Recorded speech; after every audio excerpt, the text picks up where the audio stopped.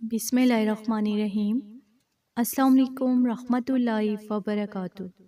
جو شخص عصر کی نماز کے بعد یہ آیت 7 بار پڑھے گا، اللہ 7 زمین 7 آسمان کا نور اسی وقت اسے عطا کرے گا انشاءاللہ۔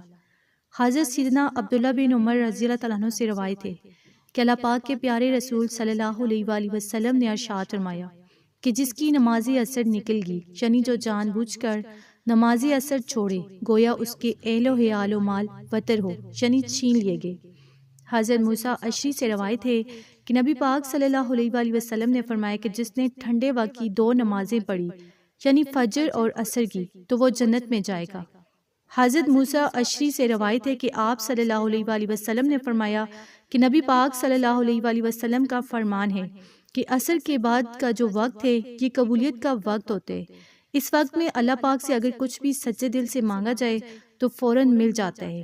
نبی پاک صلی اللہ علیہ وآلہ وسلم نے فرمایا کہ جس نے عصر کے وقت یہ آیت 7 مرتبہ پڑھی تو اسے 7 زمینوں 7 آسمانوں کا نور اسی وقت اللہ پاک عطا فرمائے گا۔ اس آیت کو پڑھ کر جو بھی دعا مانگے گا وہ دعا اسی وقت قبول ہوگی، جو بھی پریشانی ہوگی انشاءاللہ اسی وقت ختم ہو جائے گی۔ تو یہ آیت آیت الکرسی ہے۔ عصر کی نماز کے بعد 7 مرتبہ اس کو پڑھنے کا معمول بنا لیں۔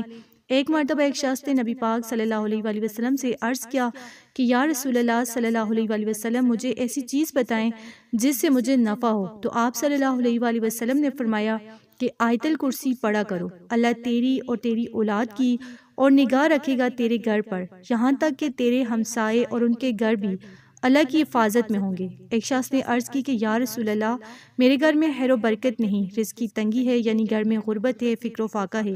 تو آپ صلی اللہ علیہ وآلہ وسلم نے فرمایا کہ تم آیت الکرسی کیوں نہیں پڑھتے؟